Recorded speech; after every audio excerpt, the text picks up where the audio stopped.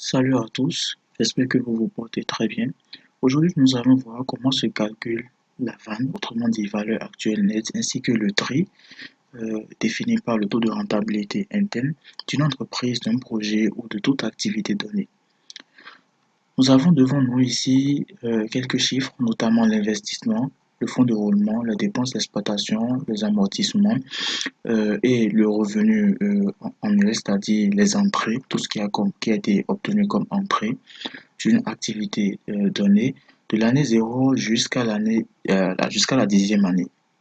Donc, avant de procéder au calcul de ces indicateurs de rentabilité, nous allons d'abord procéder au calcul du total des dépenses annuelles, puis au calcul du revenu net. Donc, le calcul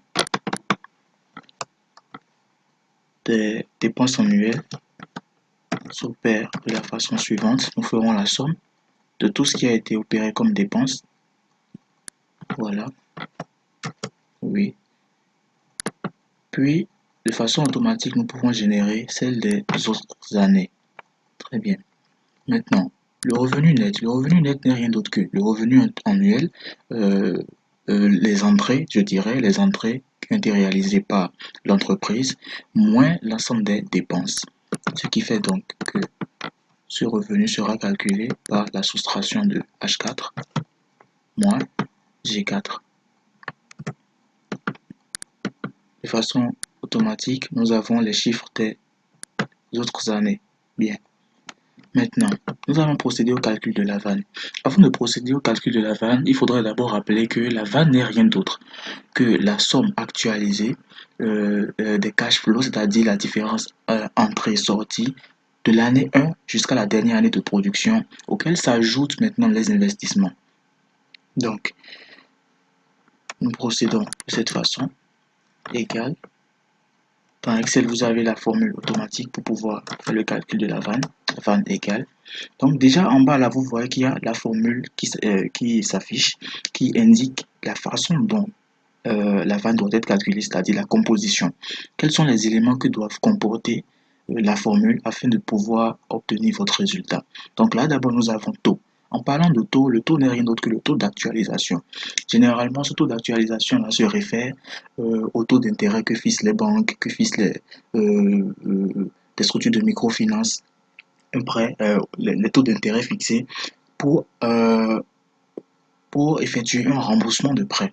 Donc, nous allons donc procéder à ce niveau en prenant par exemple ici 8%. Donc, la vanne, parenthèse, taux 8%. Après ça, on voit point virgule, nous mettons point virgule.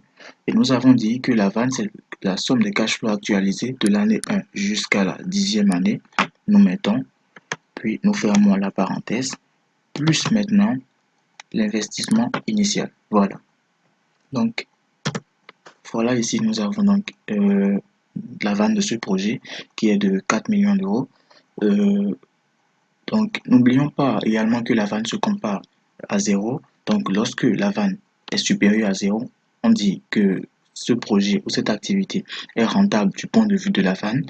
Et lorsqu'elle est inférieure à 0, nous disons que le projet n'est pas rentable.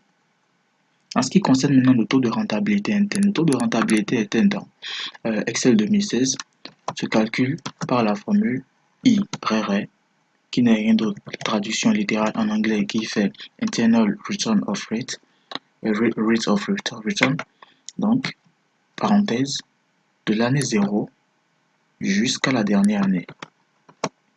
Puis nous faisons, voilà. Donc, nous avons le taux de rentabilité de cette entreprise, cette activité, qui est de 183%. Le taux de rentabilité s'exprime en pourcentage. Donc, lorsque le taux que nous obtenons ici est supérieur au taux d'actualisation qui peut être vu également par le taux que les banques, les structures de la zone de la place appliquent afin de pouvoir retrouver leur intérêt.